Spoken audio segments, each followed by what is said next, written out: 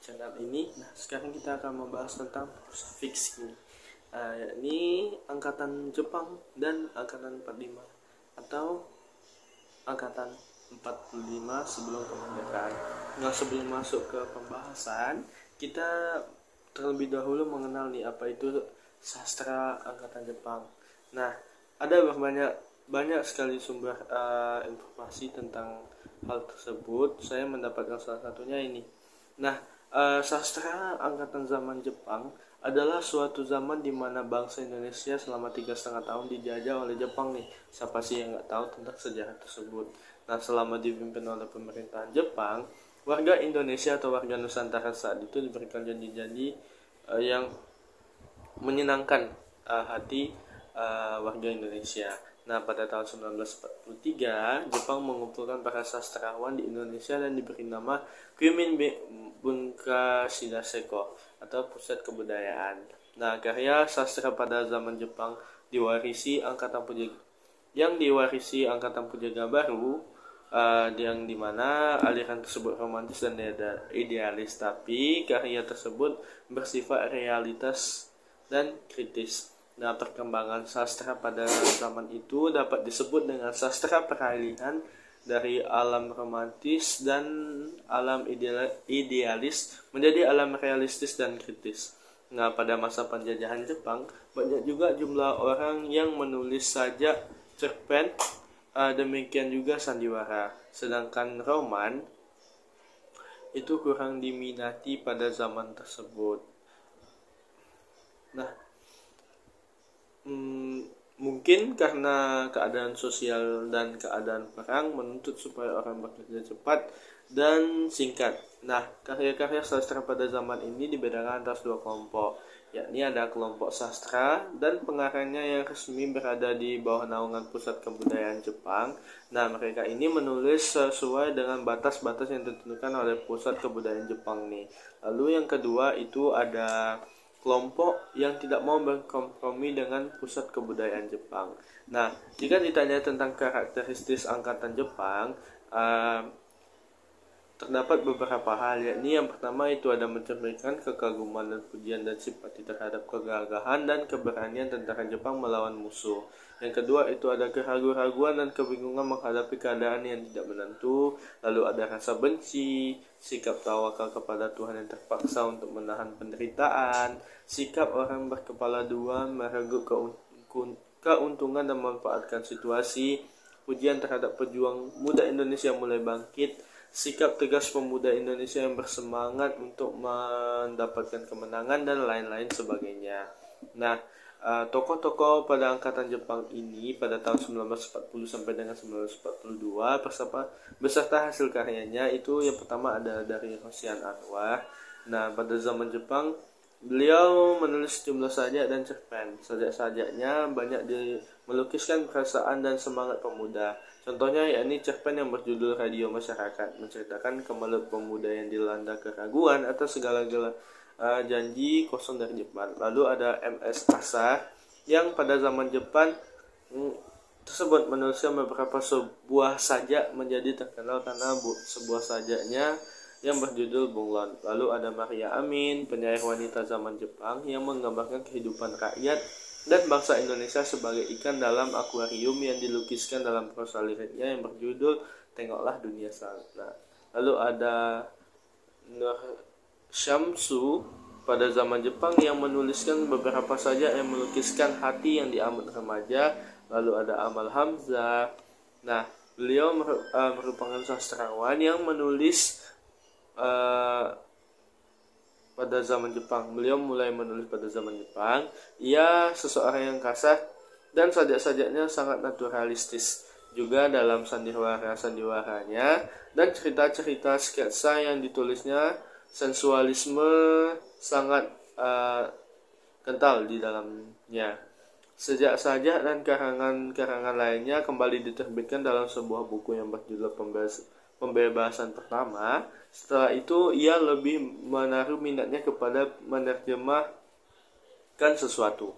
Nah, Amal Hamzah sendiri menulis beberapa sandiwara yang berisi ejekan Malaysia para seniman yang menjadi budak Jepang. Tentu saja tidak mungkin dimainkan pada saat itu. Lalu ada Idrus. Pada zaman ini Idrus membuat beberapa buah drama.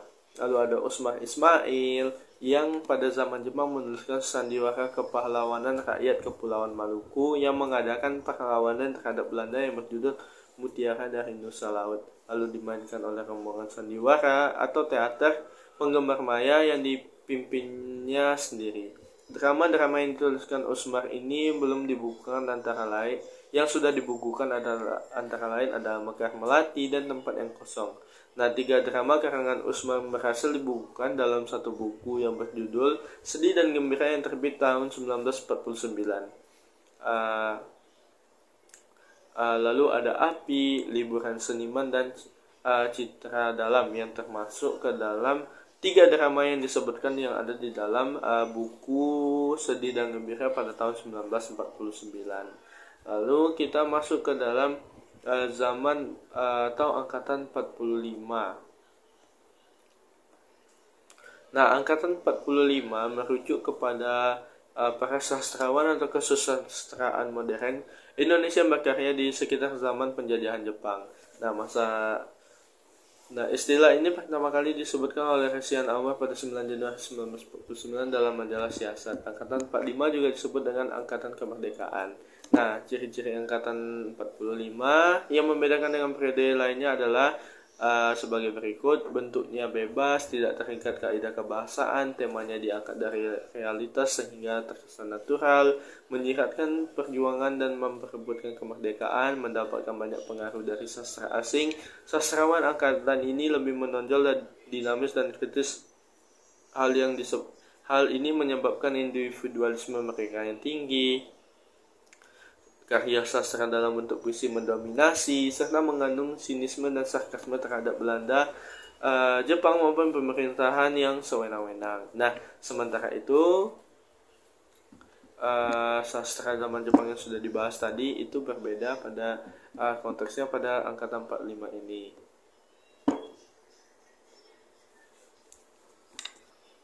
Nah, angkatan 45 adalah nama yang diberikan sastrawan Indonesia yang berkarya sekitar zaman Jepang nih, seperti yang disebutkan di awal tadi. Nah, pada zaman Jepang 45 ini mereka menulis dalam berbagai genre seperti puisi, prosa, drama, dan film, serta karya tersebut memiliki ciri-ciri yang sudah disebutkan. Nah, tokoh yang ada pada angkatan 45 ini adalah Khairil Anwar, Asrul Sani, Rifai Apin, Idrus, dan kemudian Tanatur. Nah, di sini kita akan mengulas tentang novel dari angkatan 45 yang berjudul Surabaya yang ditulis oleh Idrus. Nah, mari kita bahas tentang novel ini. Nah, novel ini diterbitkan oleh Merdeka Press pada tahun 1947. Novel Surabaya dapat dipergunakan sebagai alat anti-propaganda terhadap pemerintah Republik pada saat itu nih. Nah, dari beberapa tulisan dan para kritisi terkesan bahwa mengupas novel Surabaya yang dengan mengupas pribadi dari Idrus itu sendiri nih. Dalam kaitan dengan Surabaya, Idrus menerangkan bahwa ia spesialis dalam mengungkapkan isu kejelekan. Dalam hampir semua tulisannya, ia sengaja hanya melukiskan tentang kejelekan manusia nih. Melalui tulisannya tersebut, Idrus mengharapkan terjadi perbaikan dan kehidupan dari masyarakat. Nah, ia menegaskan bahwa tendet saat ini terdapat pada sebuah karangannya. Idrus mengakui bahwa suatu teori sangat menyatakan bahwa pengarang akan mencapai kebesaran yang hanya kalau pengarang itu melukiskan tentang sisi kejelekan dari manusia. Wah, bahaya nih guys. Nah, lalu ada seorang pengarang yang bernama Nugroho Noto Susanto mendapatkan kesan bahwa Idrus menempatkan dirinya pada tempat paling tinggi sambil memandang dengan arogan dan mengejek kepada sesamanya yang bergelimangan dengan segala kekurangannya. Ia bersikap sebagai seorang penonton yang aristokratis sebagai warga Roma yang menyaksikan perkelahian antar gladiator. Ibaratnya Idrus menyaksikan para orang berkelahi, sedangkan dia seorang pemimpin yang melihat seseorang bertingkah bodoh atau bertingkah jelek untuk mencapai hasratnya. Nah, Idrus bersikap sebagai seorang penonton yang menyaksikan perkelahian nih. Nah, dalam novel Surabaya, Idrus melukiskan perjuangan bangsa Indonesia melalui pertempuran-pertempuran yang ada di Surabaya. Para pejuang itu dilukis sebagai koboi-koboi yang punya senjata di pinggang dan saling membunuh seperti teroris. Pelukisan itu seperti menimbulkan banyak reaksi, dan inilah yang menjadi sasaran pertanyaan hangat pada saat itu. Dari keseluruhan pembicaraan itu menerangkan bahwa ia terutama mengungkapkan sesuatu yang jelek-jelek saja, dan dengan itu dimaksudkan supaya timbul kebaikan. Nah, ia menegaskan bahwa dirinya merupakan spesialis dalam mengungkapkan sesuatu kejelekan seperti yang disebutkan tadi. Nah, cerita pada novel Surabaya ini tidak merupakan satu cerita dalam pengertian yang biasa. Tidak ada pelakon pertama yang diikuti perjalanan hidupnya dan pengalaman dari permulaan sampai akhir. Kalau mau dicari juga mana pelakon yang ada di dalam novel ini, mungkin itu adalah revolusi dan pengalaman orang-orang yang di dalamnya. Oke, sekilas itu tentang novelnya ya. Oke, kita masuk ke dalam pembahasannya.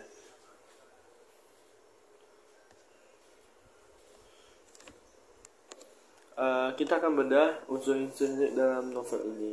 Nah, novel Surabaya karya Idrus adalah sebuah novel yang menggambarkan peristiwa pertempuran Surabaya pada tahun 1945-an yang melibatkan rakyat Indonesia, sekutu dan Belanda pada saat itu pada perjuangan merebut kemerdekaan atau agresi militer Belanda ya. Novel ini beberapa unsur yang cantik. Yang pertama itu dari tema. Novel ini mengangkat tema tentang revolusi, perjuangan dan penderitaan bangsa Indonesia dalam menghadapi penjajah nih. Novel ini juga menampilkan sikap kritis dan ironis penulis terhadap revolusi yang dianggap sia-sia dan berdarah-darah. Nah, itu yang tadi disebut tentang dibalik dari novel ini, itu suka menulis tentang kejelekan manusia. Lalu ada tokoh novel yang disebutkan tadi, novel ini tidak memiliki tokoh utama nih, karena menonjolkan tokoh kolektif, yaitu rakyat Indonesia yang berperang melawan sekutu dan Belanda. Tokoh-tokoh lain yang muncul dalam novel ini adalah orang Belanda, Indonesia, sekutu, dan para pemimpin Indonesia seperti Soekarno dan Hatta. Lalu ada latar novel ini seperti judulnya, ini kota Surabaya yang menjadi saksi bisu pertempuran sengit antara rakyat Indonesia melawan penjajah. Latar waktu pada novel ini sekitar bulan November tahun 1945 pasca Indonesia merdeka. Ketika pertempuran Surabaya mencapai puncaknya, latar suasana novel ini menjadi suasana tegang, mencekam dan tragis. Lalu ada alur. Novel ini menggunakan alur maju, yaitu cerita berlangsung dari awal hingga akhir. Secara kronologis, novel ini terdiri dari 64 halaman dan dibagi menjadi 8 bab.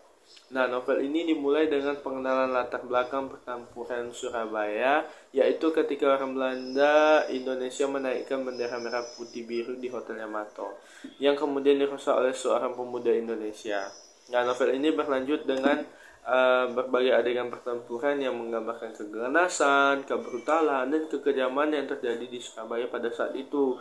Nah, novel ini berakhir dengan klimaks, yaitu ketika rakyat Indonesia berhasil mengusir sekutu dan Belanda dari Surabaya pada saat, tetapi dengan korban jiwa yang sangat besar. Novel ini secara tidak langsung mengajarkan sejarah yang asli, sejarah yang benar-benar terjadi pada saat itu. Lalu diksi dan gaya bahasa. Nah, novel ini menggunakan diksi atau pemilihan kata yang sederhana, lugas, dan mudah dipahami. Novel ini juga menggunakan beberapa gaya bahasa seperti metafora, personifikasi, hiperbola, dan ironi. Nah, contohnya ada di kalimat Surabaya adalah kota yang mati. Secara kota adalah benda mati yang diisi gedung-gedung. Itu merupakan benda mati ya. Nah, maksud dari Surabaya kota mati ini adalah Surabaya yang tidak kondisinya putih tidak berpenghuni lagi. Ini merupakan majus metafora. Lalu ada kalimat bendera merah putih berkibar dengan gagah seolah-olah menentang musuh, yakni personifikasi. Ada darah mengalir seperti sungai, yakni hiperbola. Mereka berteriak merdeka padahal mereka mati, yakni majus ironi, dan lain-lain sebagainya. Lalu ada amanat. Nah, novel ini memiliki amanat atau pesan moral yang disampaikan oleh penulis kepada pembaca, yaitu revolusi adalah perjuangan yang penuh dengan pengorbanan dan penderitaan, tetapi juga penuh dengan kehormatan dan kebanggaan. Dalam novel ini juga mengkritik sikap apatis dan pesimis dan takut yang ditunjukkan oleh sebagian rakyat Indonesia dalam menghadapi revolusi. Novel ini mengingatkan kita untuk selalu menghargai jasa para pahlawan dan perjuangan mereka yang telah gugur demi kemerdekaan Indonesia. Nah, baik, segitu saja pembahasan kita pada kali ini. Semoga bermanfaat. Jika ada kesalahan kata saya, mohon maaf. Assalamualaikum warahmatullahi wabarakatuh.